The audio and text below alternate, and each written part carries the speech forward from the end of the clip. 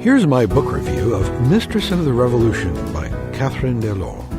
Mistress of the Revolution is a mistressful, serious literary work about the widely ignored and unlearned lessons of history.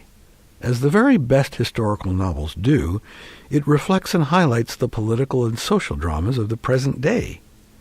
At its core, it's a story of class struggle and sexual politics.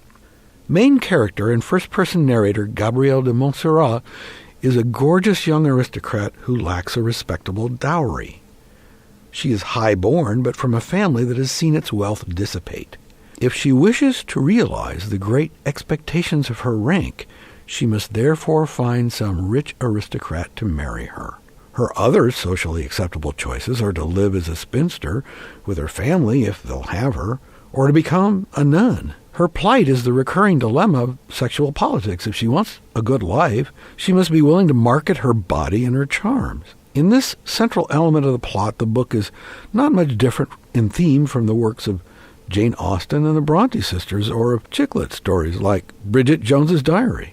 The main character's all-important goal, which she must achieve or everything else in her life will suffer, is to become a rich man's wife. Throughout the book, which covers Gabrielle's story from ages 15 to 46, she is dominated by men in a series of fundamentally monogamous relationships. And here's where Mistress of the Revolution departs from its traditional sisters. Not one of these men, including her primary love interest, is what you'd call sympathetic in the modern sense. All of them, and there's quite a collection, are cruel, vindictive batterers. They differ mainly in the degrees to which they bestow the occasional kindness or largesse on Gabrielle. It does make me wonder, though, how much, if anything, has changed.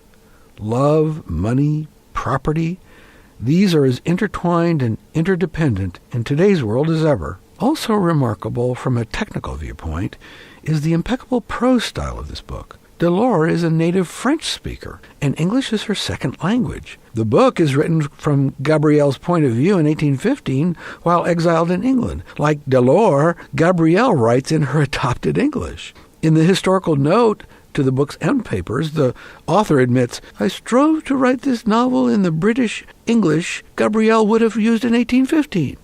I find it reads a lot like Balzac in translation, and I'm reminded of his A Harlot High and Low, written in the 1830s, and treating, as Delors' book does so well, the dynamics of sexual politics trapped in the web of human history."